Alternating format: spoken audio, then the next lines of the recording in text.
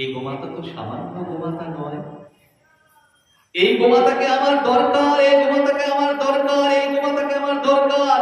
কারণ একে দিয়ে অনেকগুলো কাজ আমি করিয়ে নিতে পারবো।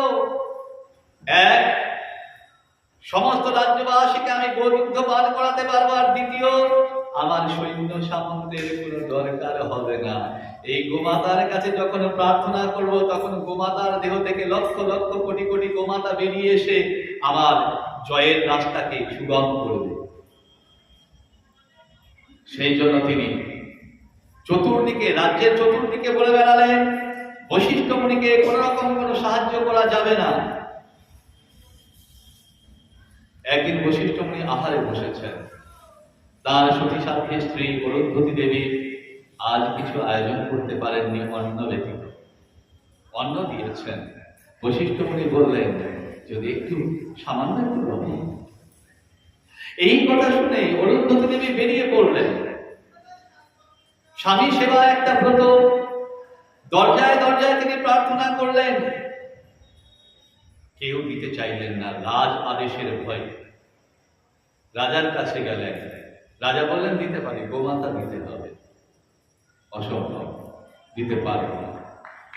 স্বামী যদি শুধুই অন্ন গ্রহণ করেন তাতে আমার কিছু আসবে যাবে না, কিন্তু স্বামীর যে আদর্শ, সেই আদর্শকে আমি লঙ্ঘন করতে পারব না। ফিরে গেলেন তিনি বশিষ্ঠ মুনির কাছে। বশিষ্ঠ মুনি সব ঘটনা শুনে নিজের স্ত্রীর এই আচরণে অত্যন্ত গর্বিত হলেন যে আমার মান সম্মান রক্ষা করেছে। কিন্তু রাজা কৌশিক আরো জেদ ধরে গেল তার, গোমাতা আমি পাবো না কেন, গোমাতা আমাকে দিচ্ছে না কেন? সেই জন্য তিনি কি করলেন, অন্যান্য মুনি ঋষিদের কাছে আলোচনা করতে শুরু করলেন যে আপনারা কৃপা করে বলুন, এই বশিষ্ঠ মুনির এত অহংকার, আমি তার রাজ্যের রাজা, কিন্তু সে আমাকে গোমাতা দিচ্ছে না কেন? আপনারা বলুন আমাকে। বললেন, এর উত্তর একজনই দিতে পারবেন। কে? বশিষ্ঠ মুনি দিতে পারবেন। তুমি কেন বলছেন? না, তার কাছে যাওয়ার তো আমার মুখ নেই, আমি তো তার উপর প্রচন্ড অত্যাচার করেছি। বলে না, বশিষ্ঠ মুনিকে আপনি ভুল ভাবছেন, আপনি জানেন।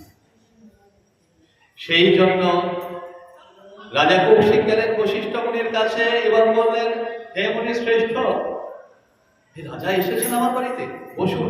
না, বশিষ্ঠ মুনি তাকে যথাযোগ্য সম্মান দেখিয়েছেন। বলেন এই গোমাতা আমাকে দিচ্ছেন না কেন? বলেন, এই গোমাতা ব্রাহ্মণ ব্যতীত আর কারোর কাছে থাকবে। হে রাজা কৌশিক, আপনি যে ক্ষত্রিয়, ক্ষত্রিয়ের কাছে ইনি থাকবেন না, এই গোমাতা থাকবেন না, একমাত্র ব্রাহ্মণের কাছে ইনি থাকবেন। বললেন, তাহলে কৃপা করে বলুন, আমি ব্রাহ্মণ কিভাবে হতে পারি? বলেন, অন্যান্য মুনি ঋষিদের কাছে আপনি আলোচনা করুন।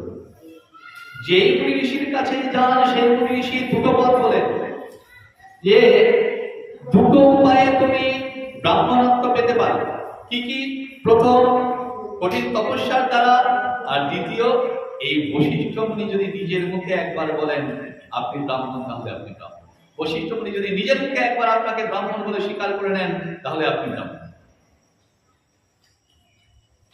সমস্ত মুনির কাছে এক কথা শুনে বশিষ্ঠ মুনির কাছে ফিরে এসেছেন। ফিরে এসে বললেন, তাহলে এই যে আমি বার্তা পেলাম যে আপনি একবার আমাকে ব্রাহ্মণ বললে তো আমি ব্রাহ্মণ, তাহলে আপনি আমাকে করুণা করুন, আপনি আমাকে ব্রাহ্মণ বলে স্বীকার করে নিন। বলেন, কেন? বলে, শোনো রাজা, তোমার দেহের রক্ত হচ্ছে ক্ষত্রিয়ের রক্ত, এই রক্ত উষ্ণ রক্ত। আমি তোমাকে ব্রাহ্মণ বলে স্বীকার করলে তুমি দুটো ক্ষমতা পাবে। এক হচ্ছে বরদানের ক্ষমতা, আর একটা অভিশাপ দানের ক্ষমতা। যেহেতু তোমার রক্ত উষ্ণ, সেই জন্য তুমি যখনই সন্তুষ্ট হবে কারোর প্রতি, তাকে বর দিয়ে ফেলবে, আর যখনই রুষ্ট হবে কারোর প্রতি, সঙ্গে সঙ্গে তুমি অভিশাপ দিয়ে ফেলবে। নিজেকে সংযত রাখার ক্ষমতা তোমার থাকবে। সেই জন্য তোমাকে আমি পরামর্শ দিচ্ছি, তুমি তপস্যা করো। তখন রাজা কৌশিক তপস্যা করতে শুরু করলেন। তপস্যা করতে করতে করতে করতে ব্রহ্মা এলেন, ব্রহ্মা তাকে দর্শন দিলেন, বললেন কি চাই? আপনি বলুন আমি ব্রাহ্মণ। তথাস্তু, তুমি ব্রাহ্মণ, তোমার নতুন নাম হোক। কি নাম হলো? বিশ্বাস। রাজা কৌশিক থেকে তিনি বলেন কি? বিশ্বামিত্র মুনি। ফিরে গেলেন ব্রহ্মা, কিন্তু তপস্যার আসন ছাড়লেন না বিশ্বামিত্র। তপস্যার আসন ছাড়লেন না, তিনি আরো তপস্যা করে যাচ্ছেন। বশিষ্ঠ মুনি বার্তা পেয়েছেন যে কৌশিক নন, তিনি ব্রাহ্মণ বিশ্বামিত্র।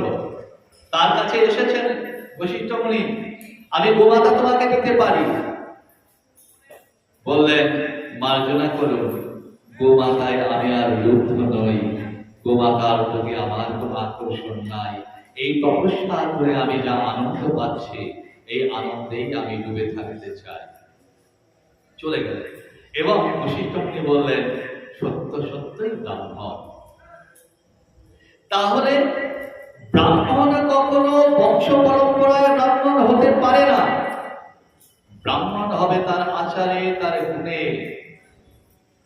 ব্রাহ্মণের গলায় ৯টার পৈতে আছে, এই ৯ সুতোর ৯টা গুণকে চিহ্নিত করে।